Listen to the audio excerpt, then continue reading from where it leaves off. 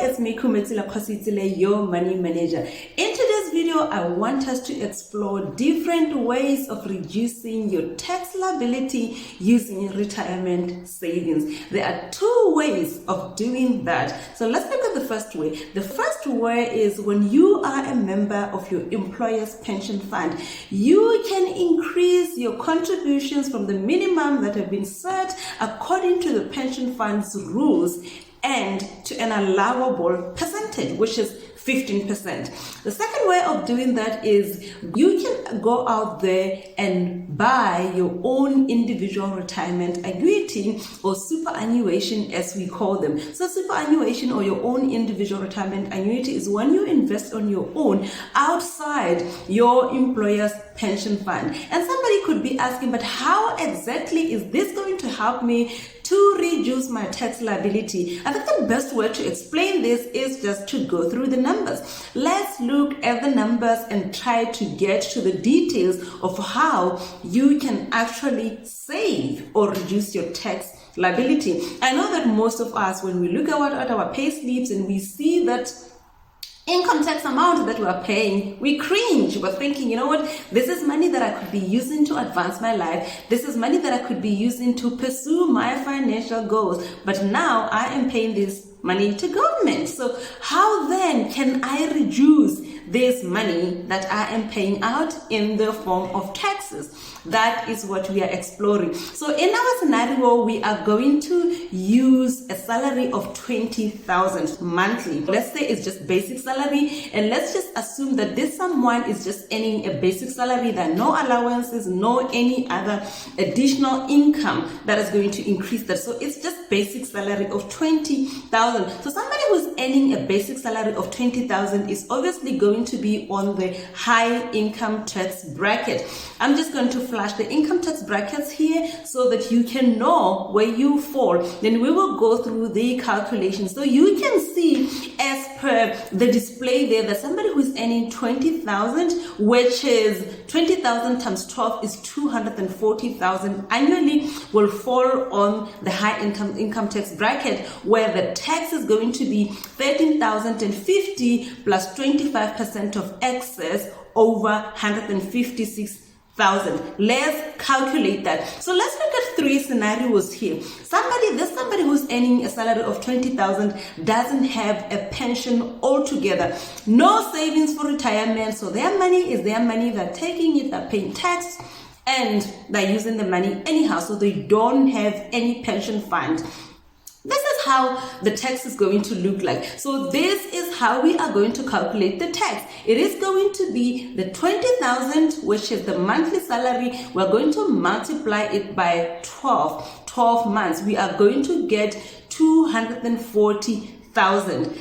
After 240,000, we are going to look for the excess over 156,000. So we do that by saying 240,000 minus 156,000. We are going to get 84,000. This 84,000 we are going to multiply by 25%. We multiply that by 25%, we are going to get 21,000 figure. 21,000. We're going to add this 21,000 to 13,050. We are going to get a total of 34,050. So this is the annual tax liability for somebody who is earning 20,000. So now we convert it to monthly. This is the one that we're used to, that we call pay as you earn, because your tax liabilities is paid monthly and it's called pay as you earn. Now we are going to take this 34,050 divided by 12 to get the pay as you earn. And the pay as you earn for somebody who is earning 20,000, doesn't have any pension savings, is 2,837.50. That's the tax liability, monthly tax liability that this person is paying. Simple and clear, straight to the point. We're calculating as per their income tax calculations. Let's move into scenario number 2. We're now assuming this individual who's earning 20,000 on a monthly basis is now a member of the employer's pension fund, and he or she is contributing just the bare minimum of 5%. What is going to be the tax implication of just contributing 5%? This is how we are now going to calculate the annual tax liability. Pay attention to this. So instead of the tax being paid on the entire 20,000, it is now going to be paid on 20,000 less the 5% contribution, and the 5% contribution of 20,000 is 1,000. So we are going to say 20,000 minus 1,000, we are getting 19,000. 19,000 is our taxable income. Now compare. In the first scenario, the taxable income was 20,000. The second scenario, the taxable income is 19,000. Let's go into the calculations of the income tax. So it is going to be 19,000. We multiply that by 12. We are going to get a total of 228,000. Then we say 228,000, we minus the 156,000, we are going to get a total of 72,000. The 72,000, we are going to multiply it by 25%. What do we get? Multiplying it by 25%, we are getting 18,000. We take this 18,000, we add it to 13,050. We get a total of 31,050. This is the annual tax liability for somebody who is contributing 5%. Compare it to the first scenario. The annual tax liability was 34,050. Now the annual tax liability is 31,050. So you can spot the difference already there. The difference is 3,000. This somebody who's contributing 5% is saving 3,000 by contributing 5% towards retirement savings. So let's get into the pay as you earn of this person, the monthly tax. We're going to take this figure 31,050, we are going to divide it by 12 to get the pay as you earn, and our pay as you earn is 2,587.50. The difference there in terms of the monthly pay as you earn is 250 pula. 250 pula multiplied by 12, you get the 3,000 tax saving. Do we get it? 3,000 is money. You can buy a lot of things with this money. You've just saved 3,000 by contributing 5% towards your pension fund. Let's move into the third scenario. The third scenario, we are going to say this person is contributing the maximum allowable deduction.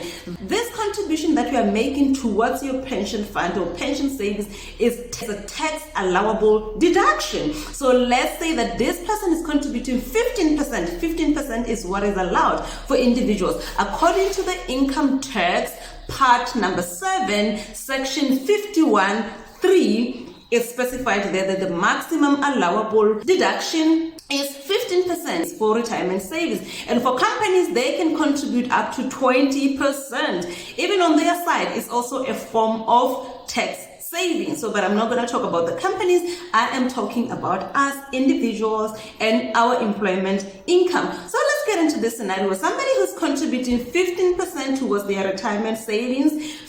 15% of 20,000 is 3,000. So monthly you are contributing 3,000 towards your pension savings. So what is going to be the implication on your taxes? We are now going to have a lesser taxable income, and our taxable income here is 20,000 minus the 3,000 monthly contribution, which is a tax allowable deduction. We get 17,000. So instead of paying tax on the entire 20,000, we are now paying tax on just 17,000. Let's get into the calculations. It is going to be 17,000 times 12. We get our annual number there of 204,000. 204,000 minus the 156,000, we get 48,000. 48,000, we multiply it by 25%, we get 12,000. On 12,000, we are going to add it to the 13,050. We are going to get an annual tax liability of 25,050. Compare it to the first scenario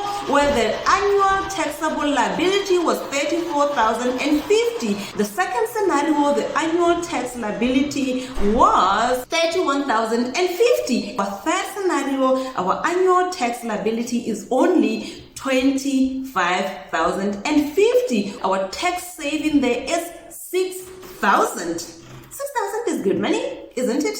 It's good money. For me, it's good money. I don't know. I mean, like saving this money, I think it will buy me how many blocks of, so many bags of cement. It will buy me so many bags of cement, and it's enough to buy me, half of it actually can buy me enough building bricks for the foundation.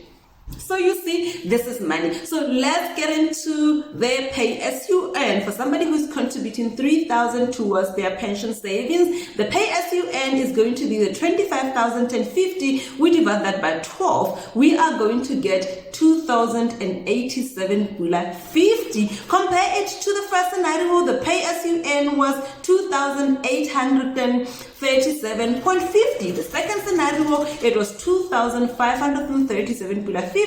But now it is only 2,087.50. Monthly saving of 500. 500, you multiply it by 12, that's an annual saving of 6,000. It's so easy for you to see the benefit while you do have what we call deduction codes with the providers of your pension savings, more especially if you're doing your own individual retirement annuity or individual retirement savings. Already that is going to be factored in. However, if you don't have a deduction code with your provider, you might have to submit your returns, and as you submit your returns, you do your calculations, you have to get the confirmation from your service provider that you're contributing towards a pension fund. You work this out, you're going to be able to claim your tax savings from BERS. They do pay. I do have an experience with BERS. When I was employed, I was contributing towards my pension savings. I had my own individual retirement annuity. We didn't have a deduction code arrangement. So deduction code arrangement, I'm referring to whereby the contribution is deducted directly from your salary and you're getting a net. So here it was a direct debit kind of an arrangement. So they're deducting money from my bank account, not from my salary before the money hits my account. So I had to work it out every year as I was doing my annual tax returns. But the beauty of it is I was always getting my tax refunds from BERS. I was always getting my tax refunds from BERS. The last tax refund that I got was about 4,447, somewhere there annually. For me, this is good money. So this is all that I wanted to share with you today. Just take you through the calculations so you can see the benefit, because numbers do always tell a story, and it's always easy to explain using numbers because you can actually see things there. You can see how things are working out, and you can make an informed decision. But before I leave this video, let me remind you that this is a deferred tax benefit. So deferred, well, meaning that it's a delayed tax benefit, meaning that when you reach your retirement age and now you start claiming from your retirement fund, you are now going to be taxed. That's the catch.